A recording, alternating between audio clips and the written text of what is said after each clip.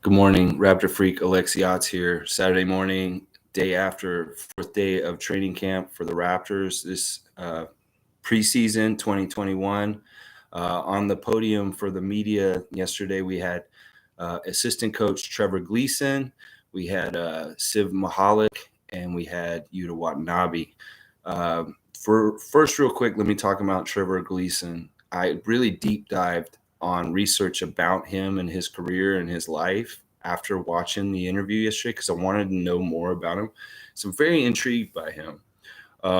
He's an interesting dude. He's about the same age as Nick Nurse. He's only a year younger. But much like Nick Nurse, they both started coaching in their early 20s. So Gleason's actually been coaching for 30 years, and he's a very well-versed coach. In the earlier 2010s, he quit coaching basketball for a little while, and he started coaching, I think it was rugby. I'm not sure. He was coaching another sport. But then he came back to basketball. He was lured to his to the Perth Wildcats at some point, and there he built a dynasty in the NBL, the National Basketball League in Australia, where he's won 5 of the last 7 championships there in the last 7 years. He won last year. He just won a championship there, and he's the reigning coach of the year, and he's broken all the coaching records and things like that over in Australia and stuff for things like that. So he's leaving a chance to three-peat, I think, because I think they've won the last 2 years in a row. And not only that, this is what I'm saying. Trevor Gleeson coming here is a huge commitment because Australia has got weird pandemic rules right now. It's really hard to leave. It's hard to get on a flight. It's, there's a lot of red tape to come and work in Canada. He's leaving his family behind for 6 months while the kids finish school, and then they come back. They're going to come here in January. It's a commitment that he didn't take lightly. Like, he sees something good about working for the Raptors and working under Nick Nurse, obviously, that he would walk away from a program like the Perth Wildcats and Australia and come all the way here and do this. Because, he understands that he could, if he wants a job in the NBA as a head coach or something like that, this is the pathway in. And this is the best organization to do it. Because honestly, Trevor Gleeson has been sought after by NBA people for years now. And he's been telling people no for a long time. I think that the Lakers were trying to get him to be their coach at one point in the last couple of years, if I remember correctly. But he said no. And part of the reason why he said yes this time is because of the culture fit, because he knows coming to work for Nick Nurse won't be a pain in the ass. He won't feel limited. He's going to feel freed.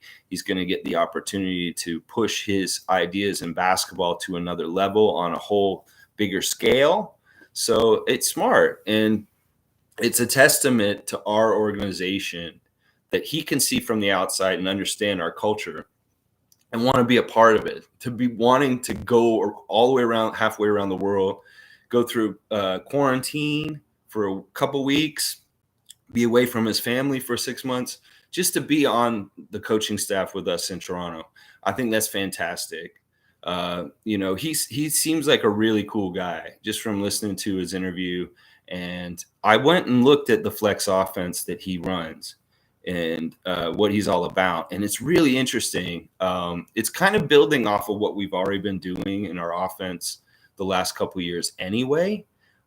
If you've noticed with the Raptors offense the last couple of years, it's all about making the extra pass and getting the highest percentage shot. It's not necessarily taking a good shot, but keeping the ball moving until we get a great shot.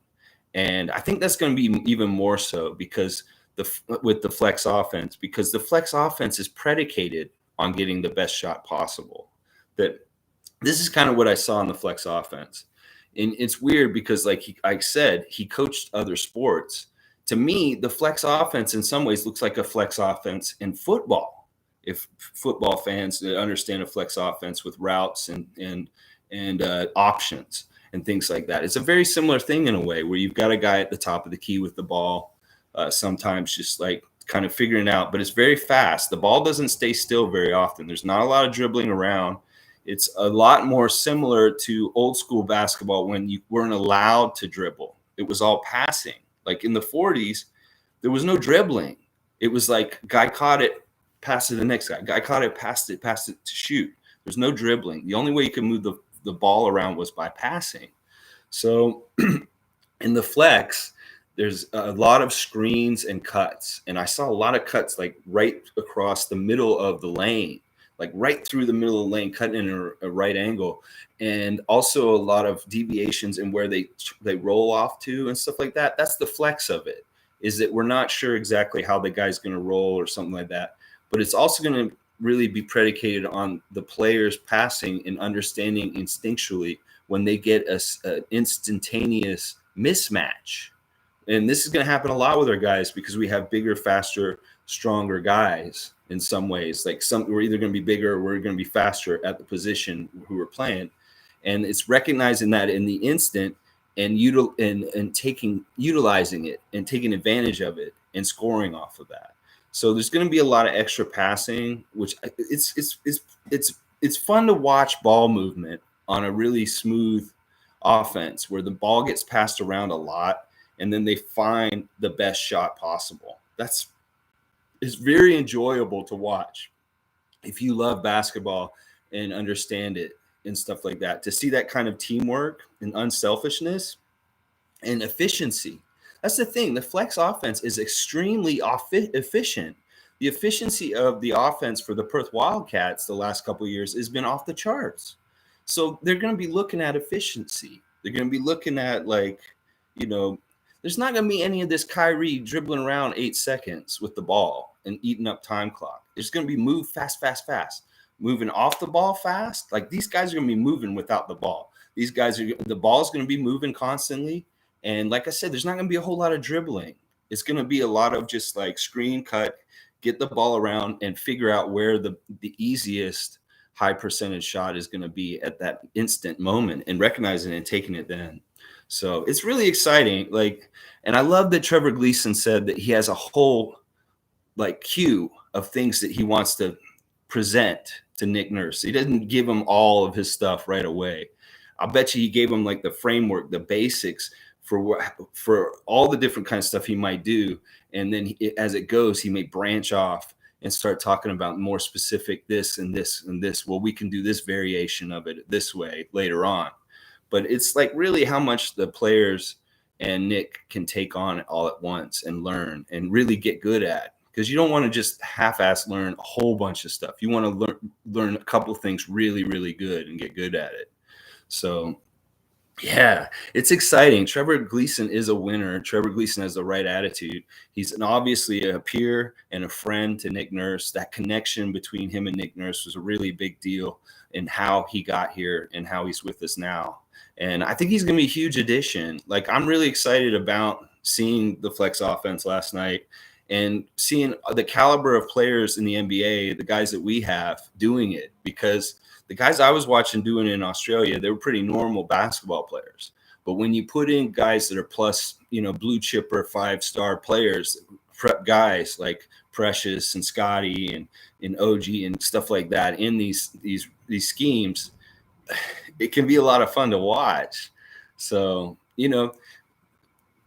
it's funny because Trevor Gleeson said it was about culture. It was about fit. He didn't want to go to a team where there's a lot of dysfunction, where, the organization's having problems. I think it's ironic and funny that he said his son's favorite team is Philadelphia.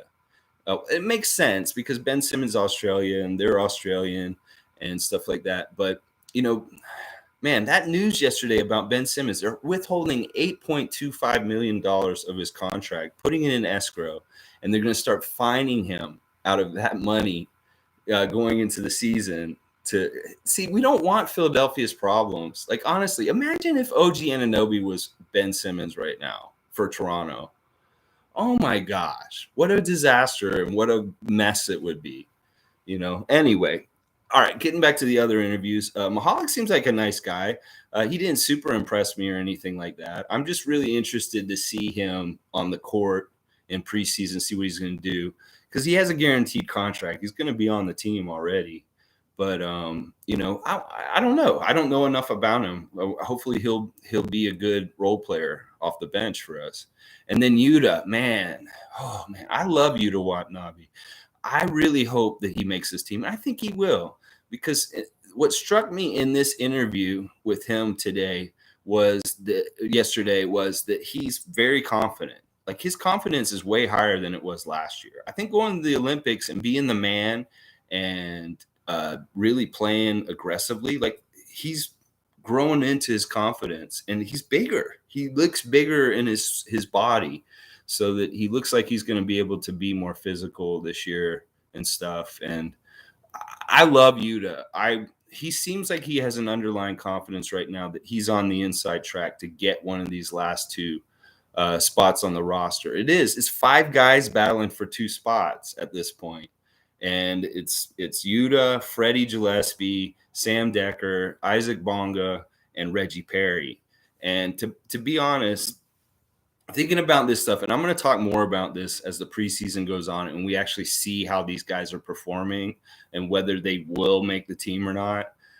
I really hope that it's our guys from last year that make it. Like, I really do. I hope it's Freddie and Yuta, because they're underdogs. They're guys that, like, you want to root for.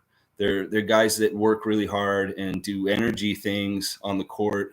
And I don't know much about these other guys. Reggie Perry could be really good. He's from Thomasville, Georgia. I know that people that come from Thomasville, growing up around that area, are really good people. They're especially athletes that come out of Thomasville. They're good character guys. So Reggie Perry, and he's actually the biggest guy on the roster right now. He weighs the most out of every Raptor right now. So he could end up, it could be between Gillespie and Perry there for that kind of center position, backup center. But Yuta, I think he does have the inside track. He's feeling very confident and looking very confident, and it would make sense because honestly, he's shown great growth in his game. He's shown that he's listening to Nick Nurse and trying to do the things he's asked him, like last year when he said, you need to be more aggressive. And that's all he talked about. He's still on that aggressive tip. He's like, you don't think I'm aggressive? I'm going to show you I'm aggressive. Because, like, it may be that, like, on a scale of things, Yuta Watanabe was like a very giving team player, and we wanted him to be more selfish, like more like a guy like, Bradley Beal or somebody who demands the ball a lot. There's a spectrum. There's Yuta over here, and then there's a lot of these diva superstars over here. And we had to get Yuta a little bit more closer to them this way. But yeah, I really hope it's Yuta. I really hope it's Freddie. We'll revisit this more in like the next 2 weeks. But, I'm just glad Yuta's here. It's exciting. And this is the thing, this international feel to this team with Trevor Gleeson as a coach and Yuta Watanabe and guys like, Siv Mykhailiuk.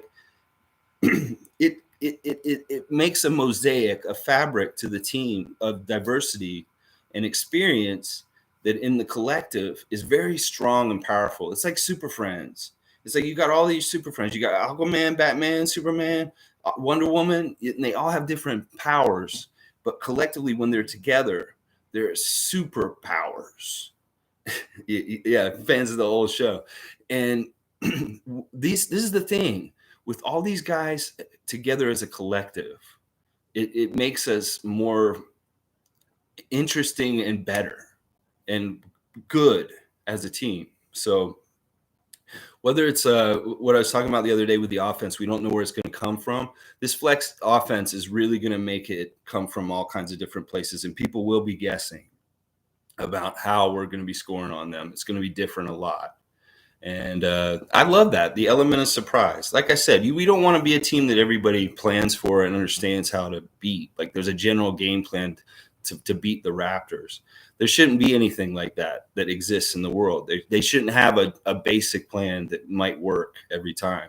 There should always be like, oh, crap, we got to worry about this. And, oh, wait, they've updated and upgraded like in the last 5 days since we saw them the last time. They're already like changed. Like, we're going to be like that, like constantly doing updates and modifying the machine as we go along, never sitting in one place and being that identity for too long. It's that kind of thing. It's a very changing kind of format of the offense and defense all the time, so that they don't know what's happening. Like, he'll put a man on one-on-one man defense, and he'll go zone. He switch like that. He's been doing that already a couple of years now. he's going to be doing stuff with the offense similar this year with the flex and different things like that. It's all exciting. It's all going to be good. 2 days, Philadelphia, and the Raptors will beat Trevor Gleeson's son's favorite team, and hopefully he'll officially become a Raptor fan. But who knows? He's getting into his teenage years. He may be a Sixers fan just to rebel against dad, who's assistant coaching on the Raptors. Anyway, like, subscribe, comment. Thanks for all the feedback, good and bad. I love it all. I'm just trying to learn. Y'all, if you want to fact check me, that's fine. I'm going off the top of my head half the time and stuff like that. And I'm always trying to learn. So anybody who wants to teach me stuff, it's always good. I mean, I'm watching these other channels. I'm watching NBA Chef. I'm watching Mr. Allen's Basketball Clinic, all these different great basketball-oriented YouTube channels. We're all family. We're all part of the same thing. So let's not get it twisted. This isn't a competition.